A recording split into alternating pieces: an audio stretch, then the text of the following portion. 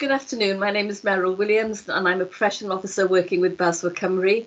And with us today we have Abyd Quinn Aziz, and he's going to just share some of his experiences with us. Abyd, thank you very much for joining us this afternoon. Can you just tell me a bit about yourself and, focusing on maybe why you became a social worker? Okay.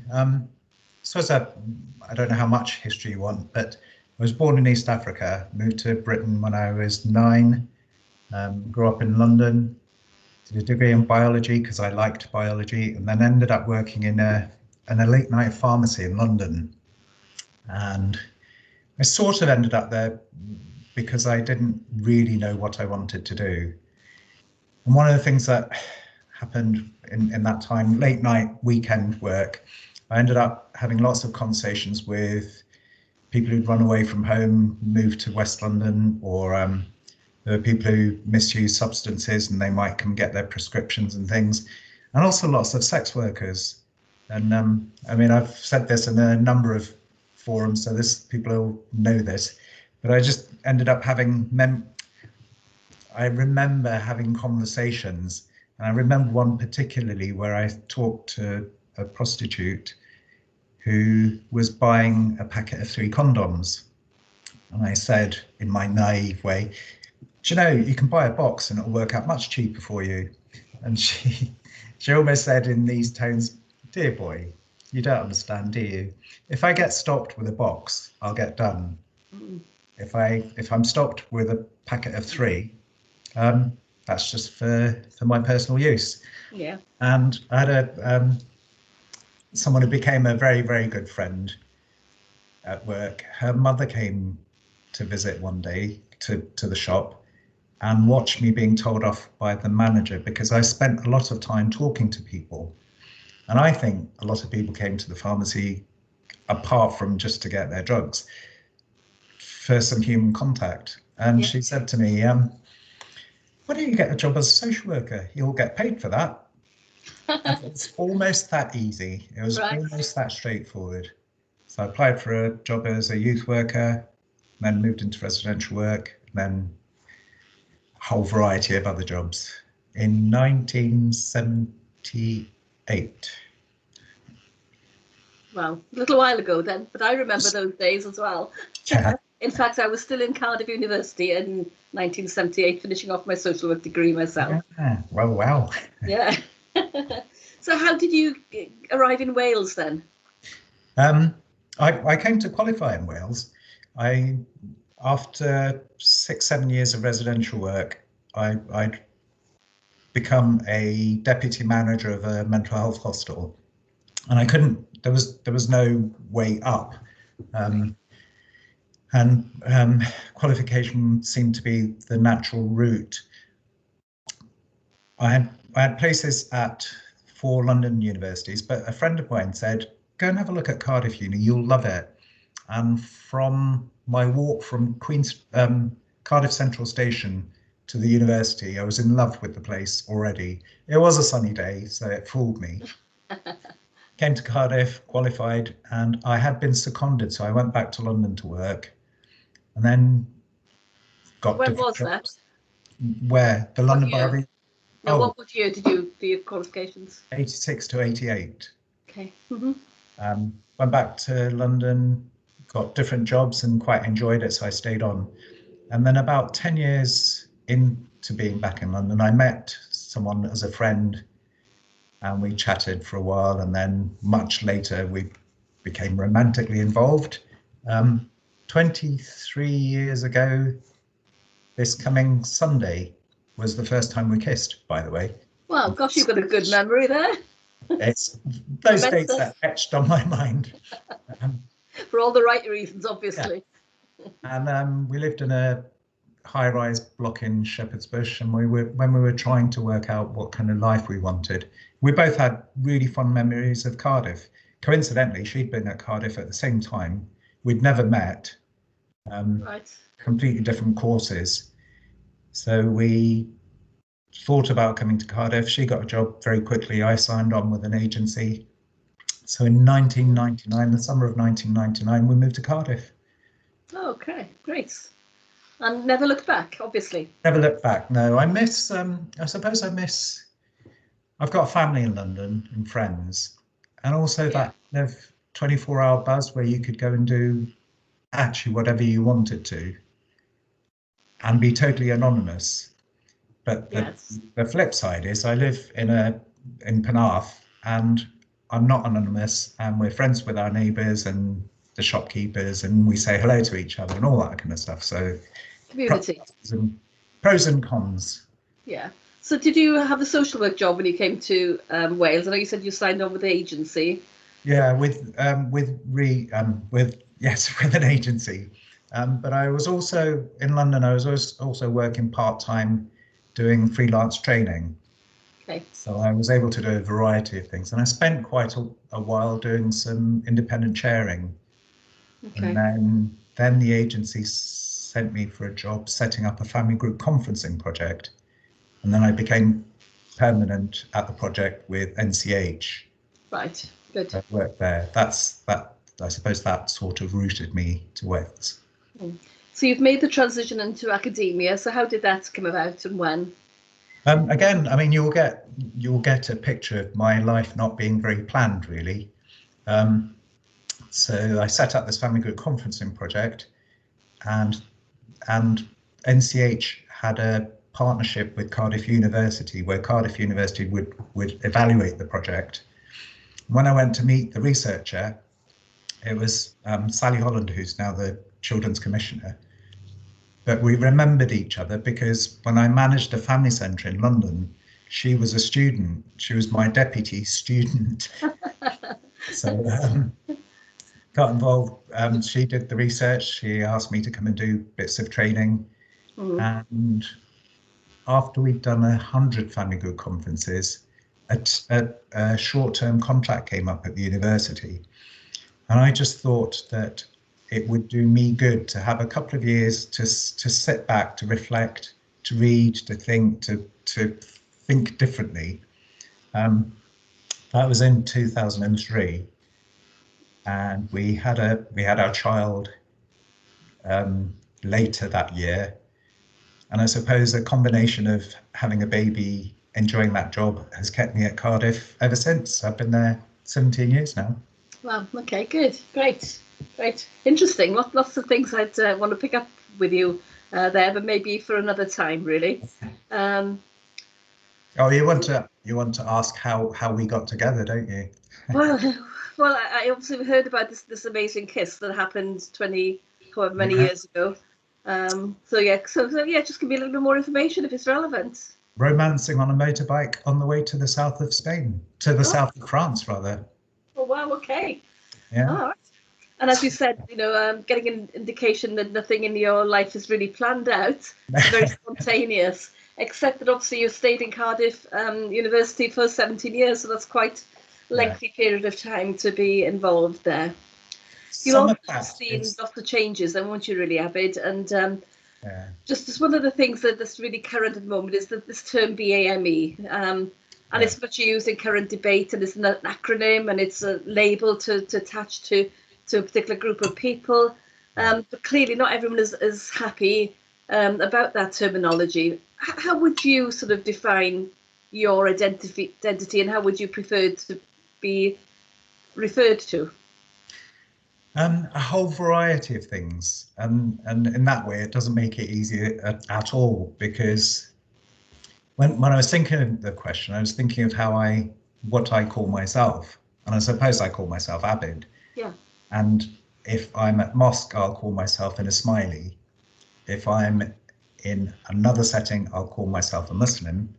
In other settings, I'm a man, I'm Asian, I'm East African, I'm an ex-Londoner, I'm a South Walian.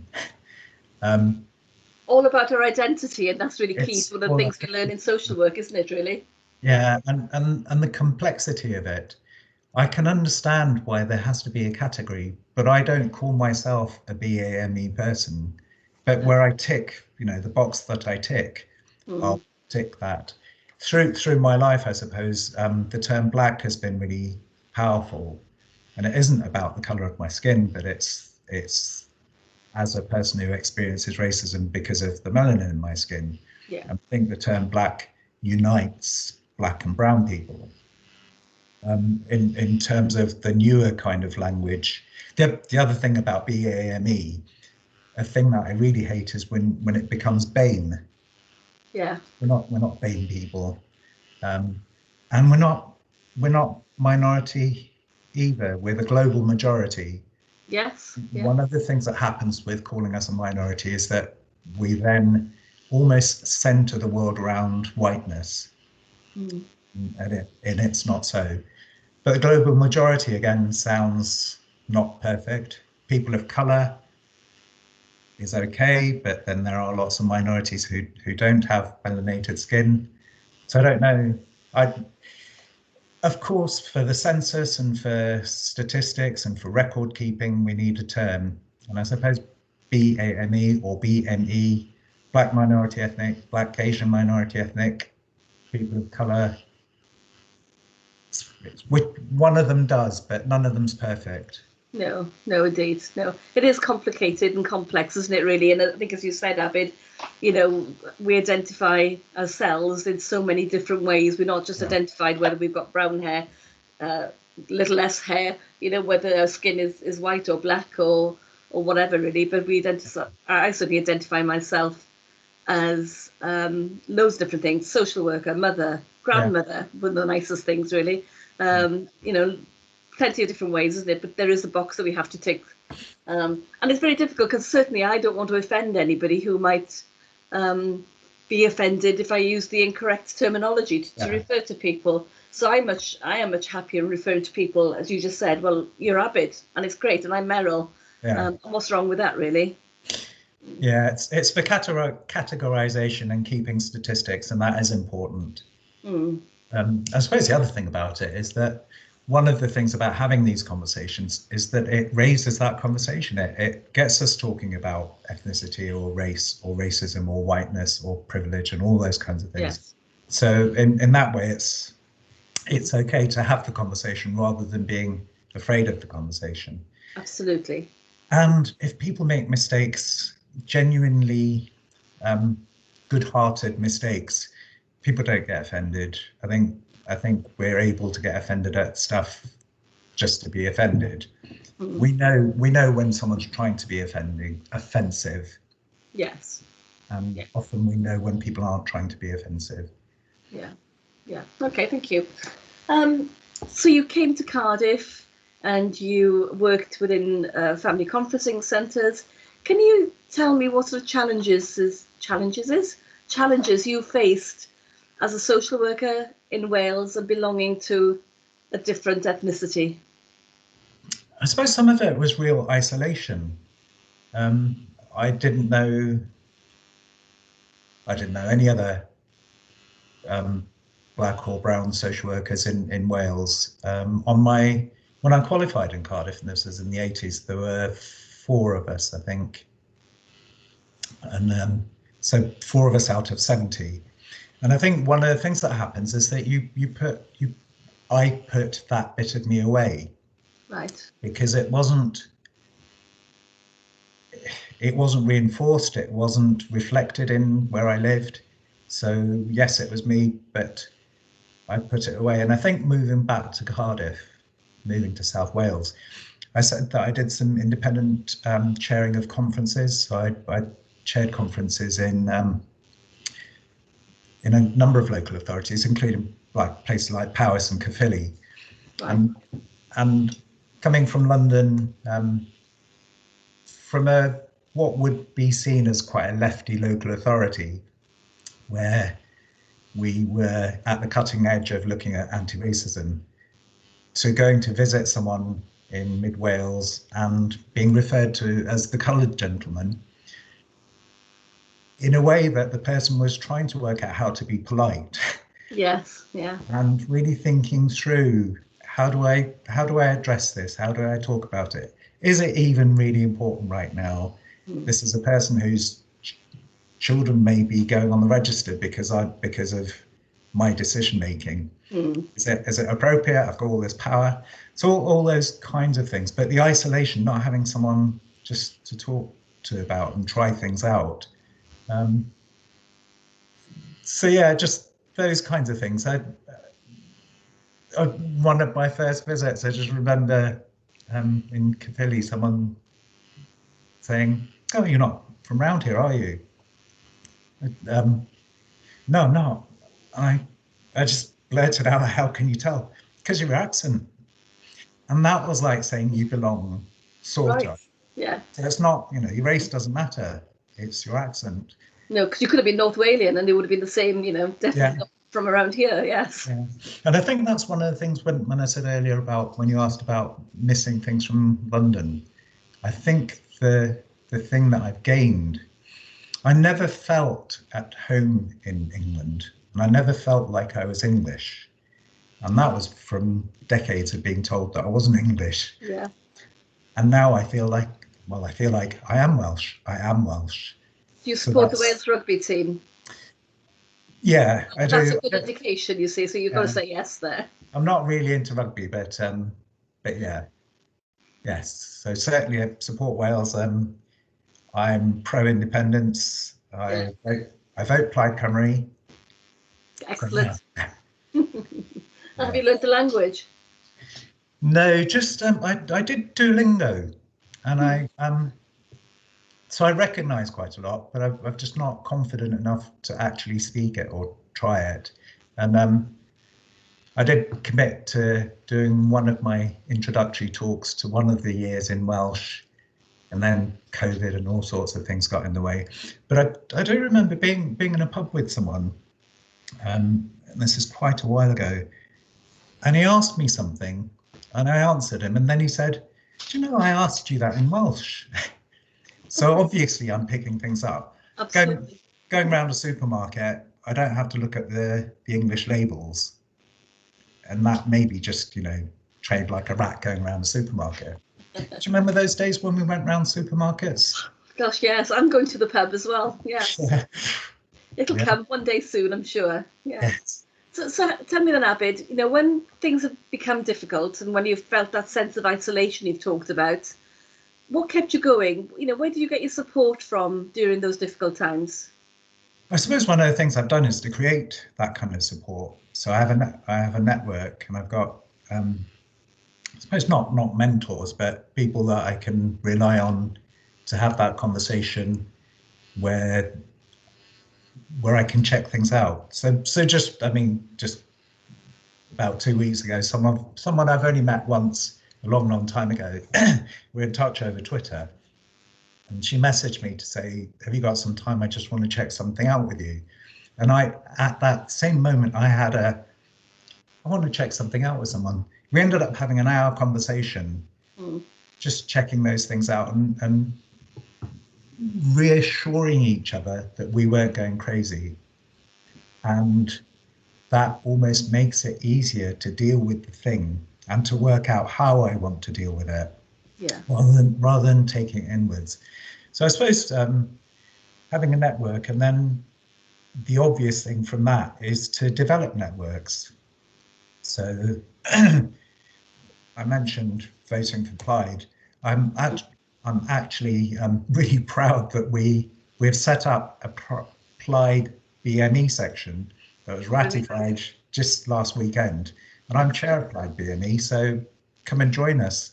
But it's about creating that network, and I think one of the things, the way it shows is that a couple of times I've been to meetings. This isn't with Plaid, just with work, where we go to a meeting, and if I'm sharing a taxi with 2 or 3 other Black or Asian people, the conversation in that cab is completely different to when we get to the meeting, even if the meeting is about race. So when we folk get together, there's a freedom to talk about things that matter that's not there when we're in a formalized meeting. So I've created networks. We can have a BAME student support group. We are setting up a BASW Cymru network. Yeah. We may talk about what we call ourselves for a long time, but I think I'll go back to that thing. it's a conversation that needs to happen. There's no perfect word. No. And even when we come up with a perfect word, in a couple of years' time, it won't be the perfect word. So yeah, create networks, join people, have belief that you're not imagining it, recognize what's going on. I think with the events of the last couple of years, lots of people have suddenly woken up to how strong racism is, and how pervasive it is, and that having conversations about it is okay, and not only okay but necessary as well. Yeah.